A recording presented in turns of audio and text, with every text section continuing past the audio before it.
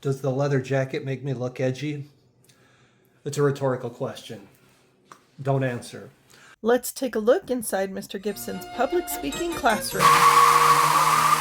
But what I am going to answer for you is the question, what are you going to do on a day when a speech is due and you are not speaking? Or you've delivered your speech? You are going to just be able to drift out into outer space. But just make sure you clap at the end. Wrong answer. No. I'm going to tell you what you are going to be doing. 'Tis peer reviewing. I've got these lovely little sheets, and by the end of the semester, you'll be so tired of seeing them, and I will be very tired of reading them. But when you see the giant stacks, realize that I cut those all out by myself. I wish Bethel would pay for me to have a teaching assistant, but they have not. That being said, because of the amount of work that I put into this, I take this very seriously. And this has a couple of benefits for you speakers. This is an anonymous process. Your classmates will write their name on the board, or if you're in a dual class, you should already know each other's name, right? And you circle, sure. But then you see the part where it says 2 comments. That's what's required. That's what your participation grade for the day is hinged upon. So if we've got speeches due, that is where your grade for the day, that's how you'll get your grade for the day, or you won't. I need you to write 2 specific comments. And when I say specific, let me be more specific. Great speech is not specific. What made the speech great? That's what I would say to you. Right? If you're looking to deliver a good compliment, it's not going to be great speech. Right? It would be this one particular thing you did here and this thing right here. These were both of these things, and and overall I thought it was great. Well, now, right, those 2 things encoded in great speech makes great speech a better compliment. Please avoid a good intro, right? A good introduction. I mean, okay, we have not done a deep dive into what happens in an introduction, but if we got to that place and you just said good intro, I would go, you are skimming the surface in such a way that I take it personally. Well, and I will, because I cut these out and I read them. And so I would say, what specifically about the introduction made it great? When you can answer that question, now you have a comment that's worthy of writing down on the peer review. You can give positive feedback. Be specific about what it was that you saw or heard. You can give critical feedback. Be specific about what could have been done better, and be professional with your language. Perhaps consider using words like perhaps or consider. You might try. In the future, I might suggest ... Things like that really soften the blow. You're going to find that I will be giving that kind of feedback to you on your peer review sheets. Well, because I have 91 students and I take this work seriously, what that means is I have 91 folders, because this is how you're going to turn your work in. You're going to fill out one of those sheets for every one of the speakers. You're going to put it in a folder. I'm going to take the folder back to my office. I'm going to flip through and read every one of those to make sure that they sound right. I'm like, okay, you were really watching the speech, right? Because I can read your comments and it reminds me of something that I might have heard or seen, and I don't necessarily have to agree with what you said, but I can tell that you were alive, you were in the room, right? By the 2 per sheet. It says it on the sheet, 2 per sheet.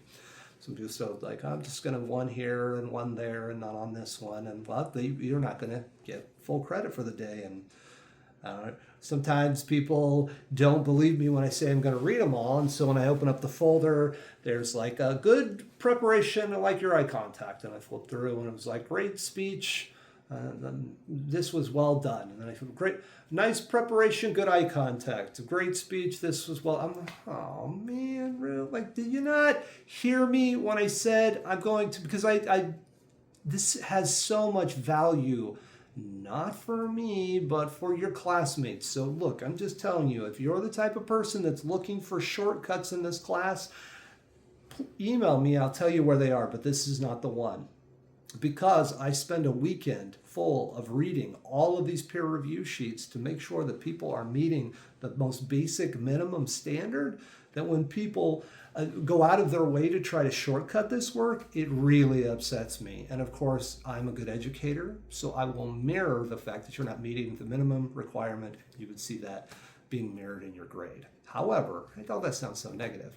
The opposite is also true. If you were to go above and beyond, I know it says 2 specific comments. That is the 5 for 5, if you will.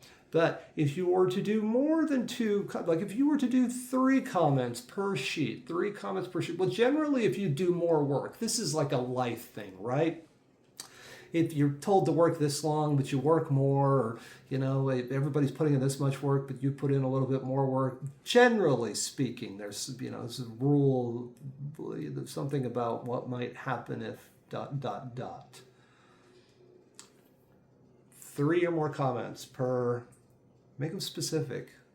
Here's what's going to happen. After I read all of the sheets, I'm going to shuffle them around, and you're going to get your folder back with what your classmates wrote about you. And now you've got, right, if I can get, I'm pretty good about getting like everybody on board. But now you've got 15 or so sheets of people saying specific things about your speech that they liked. Maybe they're saying some things that they would have liked to have seen or heard more of. And you're going to see some trends, right? If you get enough of those sheets, you're going to start to see some trends, and that's really going to impact your understanding of some things that you did well and maybe some things that you could work on. It really helps strengthen this process. And so that's why, 1, I need you to absolutely meet the minimum requirement. And 2, for those of you that want to go above and beyond, and not only is that, of course, you being a part of this team, you really showing the love, if you will, to your classmates, but I can mirror that to you as well. And it's called extra grit. Excuse me. Sometimes. Well,